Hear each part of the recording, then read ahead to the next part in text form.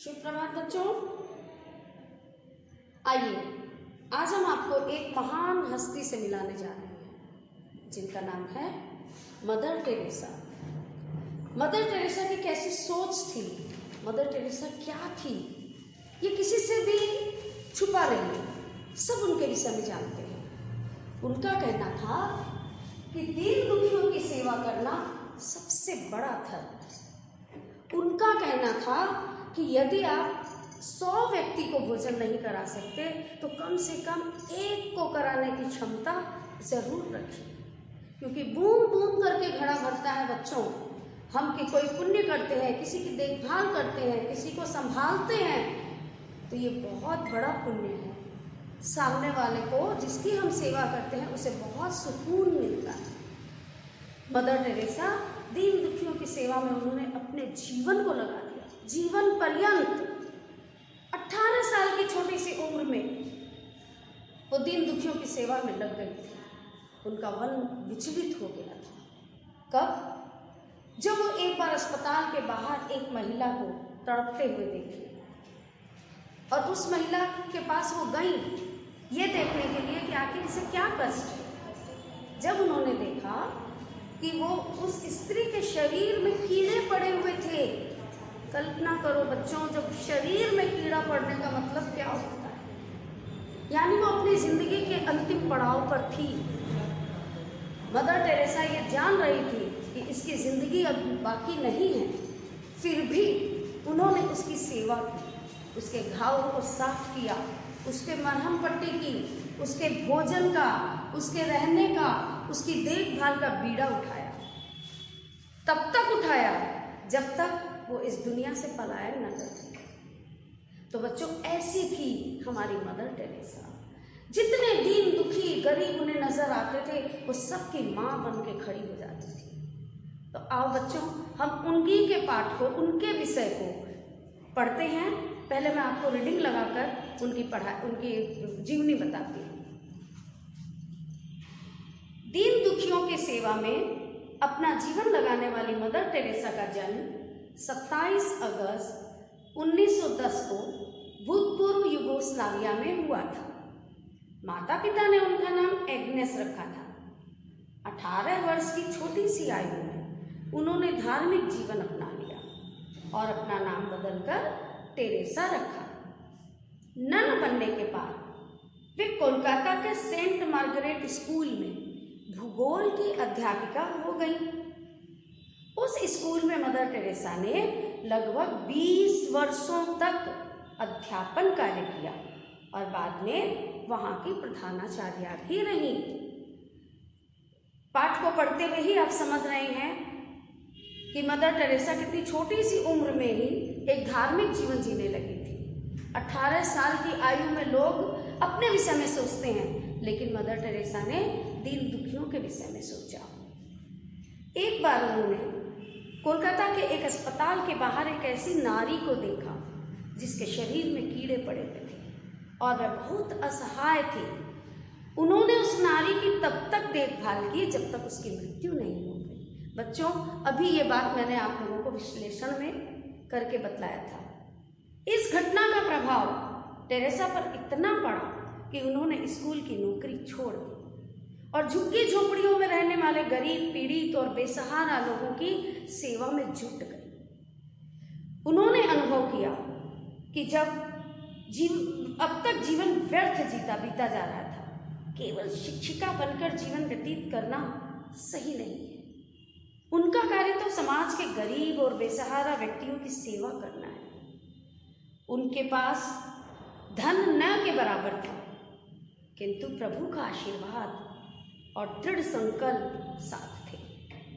इसी पूंजी के बल पर उनकी यात्रा तब से लेकर मृत्यु तक लगातार चलती रही। तो देखा बच्चों, वो शिक्षिका के रूप में प्रसिद्ध थी, प्रधान अध्यापिका के रूप में प्रसिद्ध थी, लेकिन उनका हृदय तो धार्मिक गति से आगे बढ़ रहा था। दीन दुखियों की सेवा के लिए उनका दिल तो धड़क रहा था।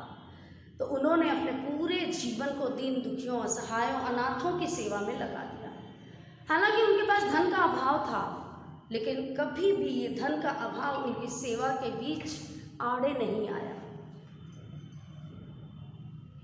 उनकी प्रसिद्धि को देखकर कोलकाता नगर निगम ने उन्हें एक स्थान प्रदान किया, जहां सर्वप्रथम मिशनरीज ऑफ चैरिटी का कार्यालय खोला गया तथा मदर टेरेसा अनाथों की सहायिका तथा अपंग अपाहिजों की संरक्षिका बन गई।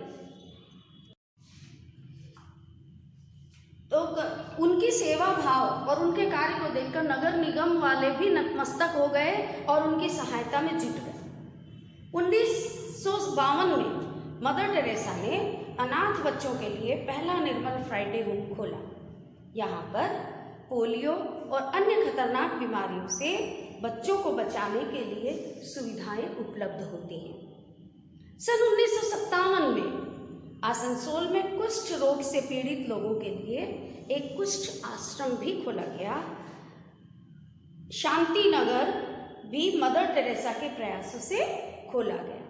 कुष्ठ रोगियों का जो आश्रम था उसका नाम था शांति नगर।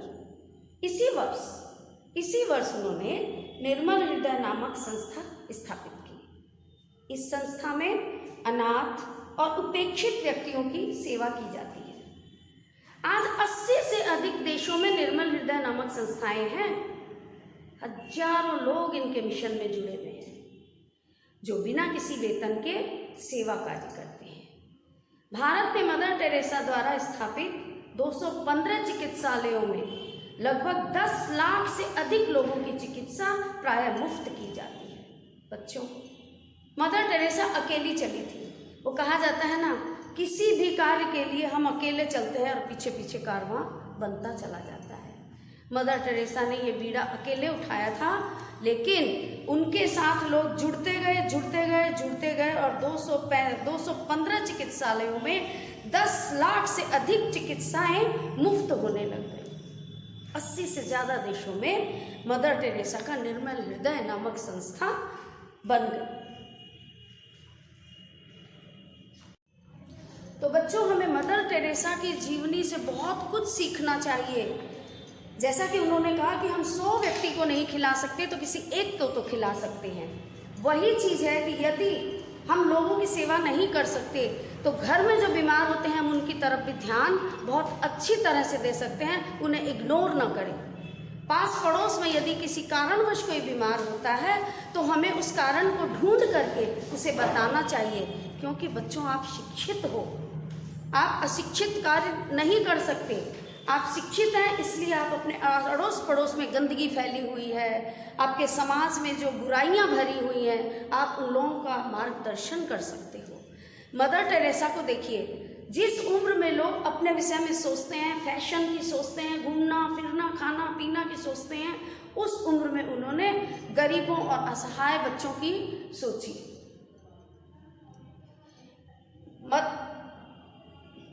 तो आज इसमें से हम कुछ शब्दार्थ बताते हैं आपको। जैसे असहाय माने विवश या लाचार। जो व्यक्ति असहाय होते हैं, जिनकी कोई सहायता करने वाला नहीं होता है, जिनके ऊपर कोई ध्यान देने वाला नहीं होता है, वो असहाय लाचार कहलाते हैं। व्यर्थ, मदर टेरेसा ने कहा कि मेरा जीवन व्यर्थ जा रहा है। व्यर्थ माने बेकार।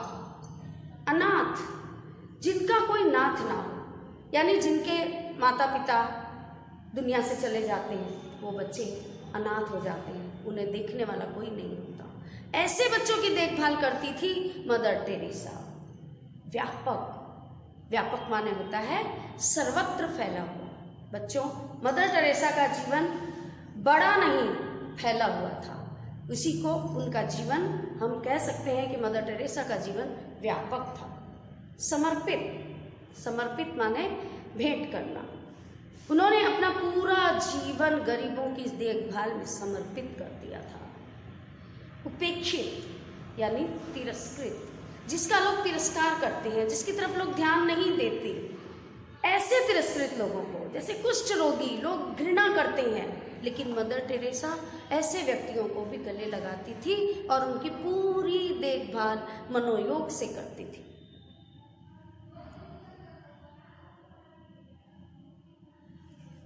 दृढ़, उन्होंने अपने दिल को मजबूत कर लिया था। वो एकदम दृढ़ निश्चयी थी, दृढ़ प्रतिज्ञ थी। वो जो भी कार्य करती थी दृढ़ होकर करती थी।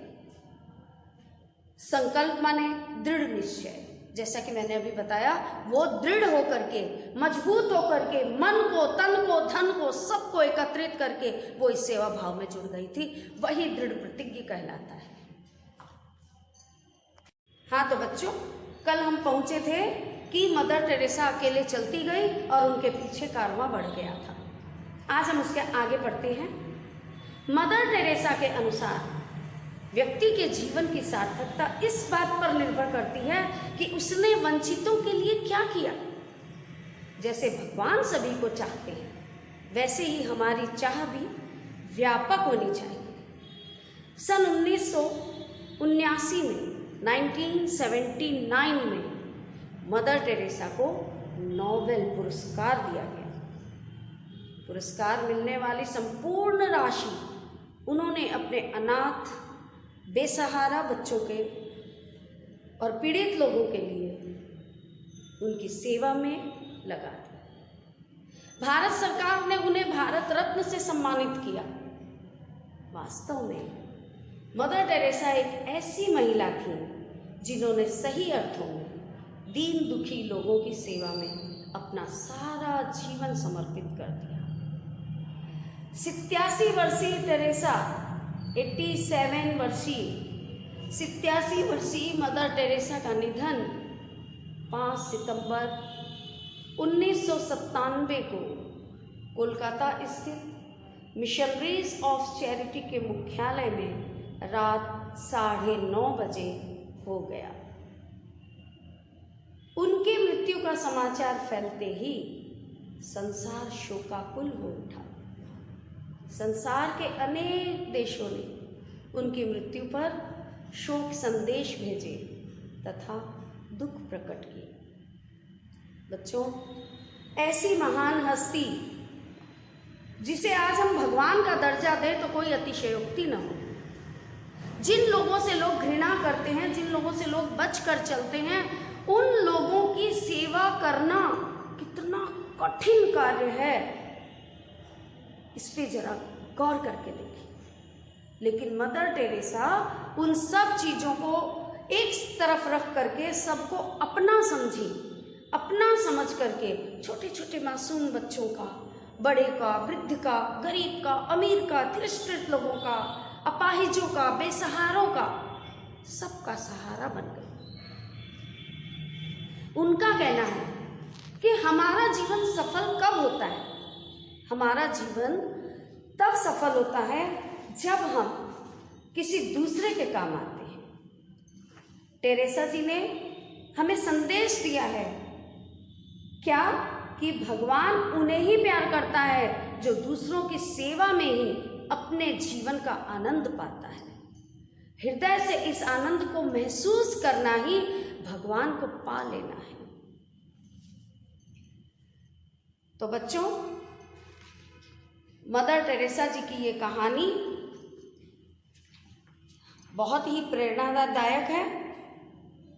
उन्होंने कहा कि ईश्वर को पाने के लिए सबसे पहले हमें दीन दुखियों की सेवा करनी होगी, वृद्धों की सेवा करनी होगी, अपने बड़े बुजुर्गों का आशीर्वाद लेना होगा, उनकी इज्जत करनी होगी, तभी हम ईश्वर को पा सकते हैं। नहीं तो हम इस दुनिया में जैसे आए हैं वैसे ही चले जाएंगे।